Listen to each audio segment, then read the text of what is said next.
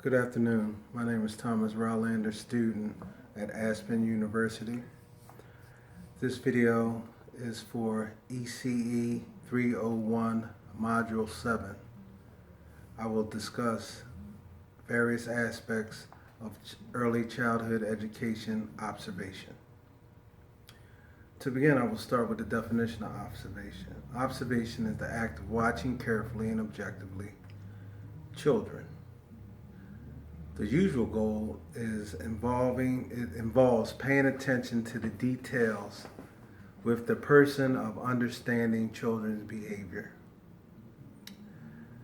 This enables the teacher, parent, caretaker to create connections and helps build relationships.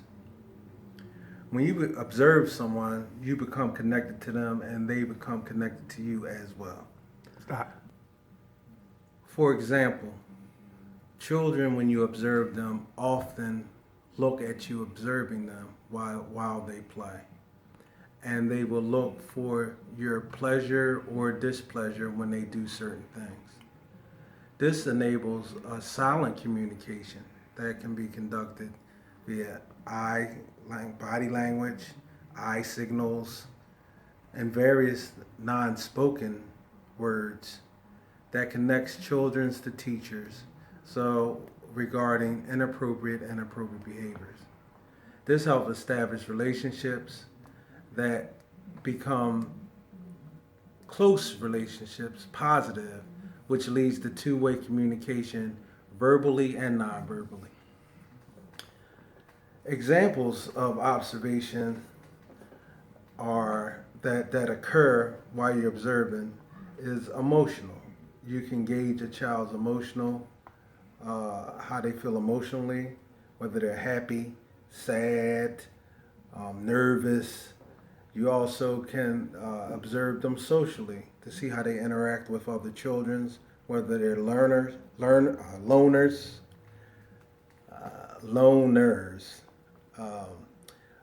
outgoing, or in between. You also can look at their abilities, fine motor development, gross motor development.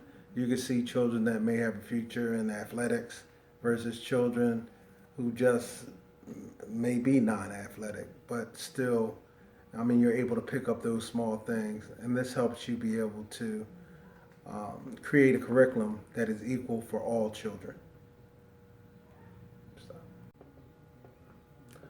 Observation is an important part of supervision.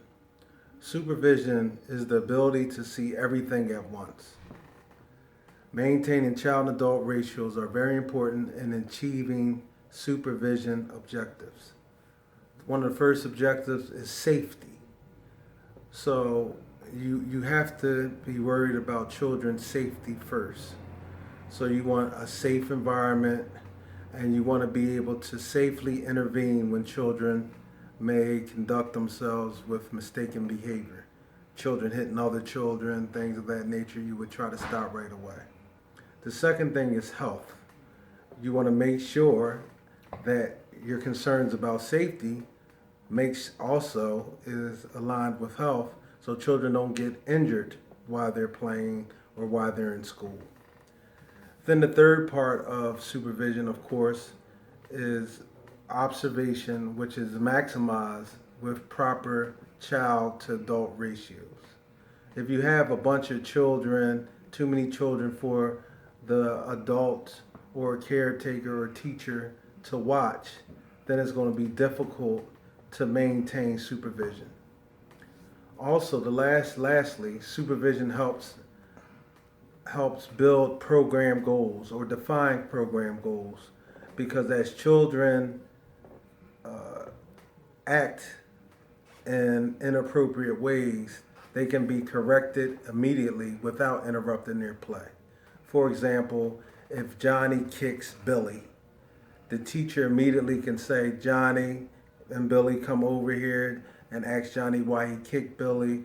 Tell him, kicking is against the rules, and send them right back to play. Both children understand the rules, and the other children that are observing this intervention also will help reinforce the rules as well. Guidance is also a very important part of observation. Guidance has replaced the word discipline because discipline is viewed in a negative way. Guidance is a more positive way to communicate with children. It's used to stop unacceptable behavior, and again, child and staff ratios are very important. Guidance is also used to help children build democratic life skills and to understand behavior limits. For example, if you tell the children don't run indoors fast because they may fall, you want to make sure that children understand that limit. So they understand the difference of running indoors and outdoors. Children have the freedom to run outdoors, but indoors it could be, again, a safety matter where a child can get hurt. So setting limits helps guidance. Also, a very important part of guidance is redirection. You want to redirect children to do the appropriate behavior. If a preschooler snatches a toy from a toddler and makes the toddler cry, the teacher can immediately call the preschooler and toddler over.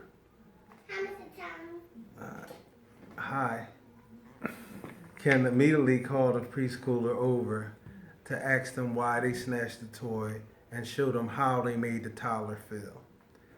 This will enable the child to take the toy back from me, the preschooler, take the toy back from me, give it to the toddler, so you redirected the inappropriate behavior and turned it into appropriate behavior. And you can also teach them democratic life skills by asking the preschooler after the fact to ask the toddler, can I see the toy? Can we share the toy? Or can I play with you? As an example of how you approach when you really want something that another child may have. Observation for beginners. It seems easy, observation seems easy, but it's very difficult when you start working in the early childhood education or any teacher-student relationship. The first thing that you want to know, understand is dual focus. You want to be able to supervise that you're able to focus on the child or a small group while still being able to see everything else that's going on in the environment.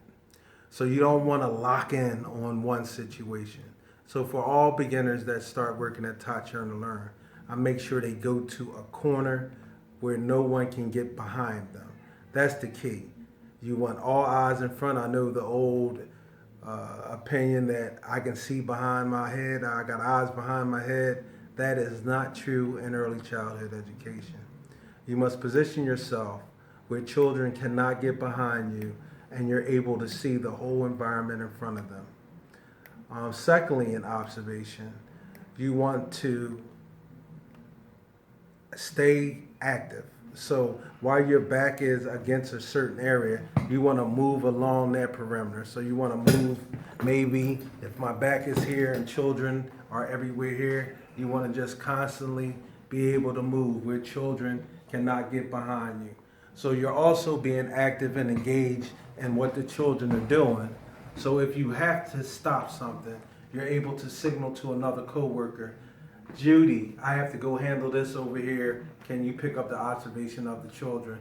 Because I wanted to go deal with this situation between Billy and Jack.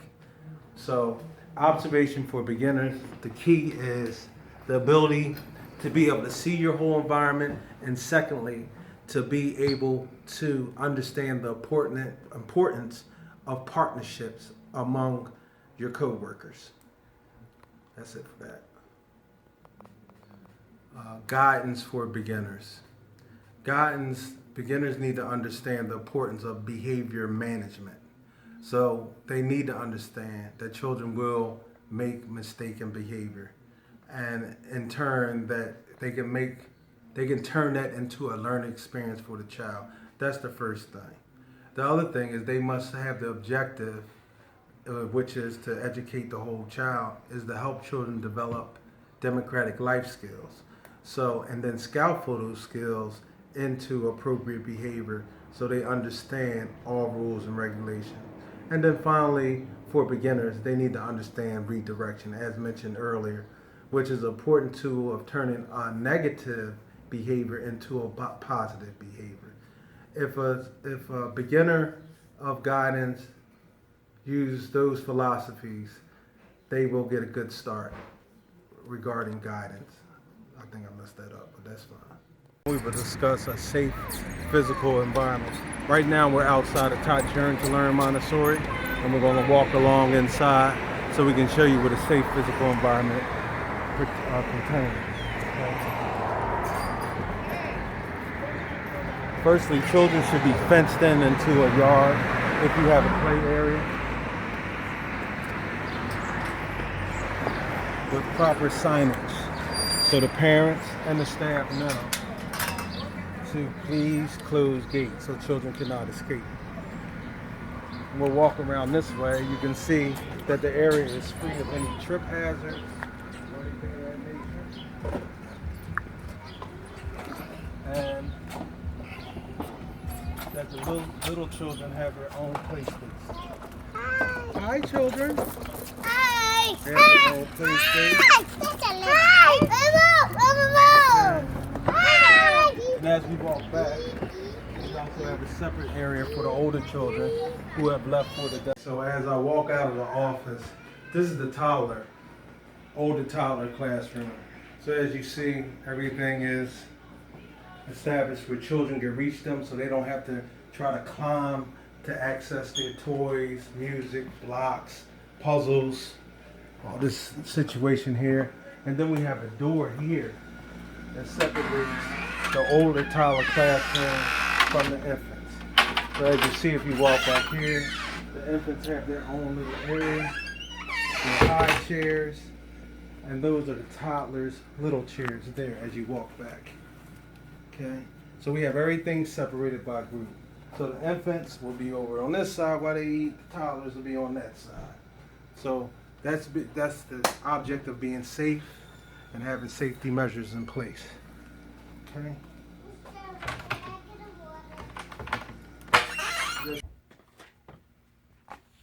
So again, we have the older toddler classroom, and we have the toddler potty training area, separate but open. So the teachers are able to access the area, see the children as they transition to the bigger toilet or the bigger sink. They can wash their hands there. Also, a safe environment consists of sinks in a classroom that are children's height. So children are able to wash their hands after every activity, which is very important. And they're also able to get their own towels and their own soap at a child's height. So it just eliminates any type of danger of them trying to reach up for anything. And really, the biggest thing with a physical environment is hygiene for the children to be able to access so they can get up the steps.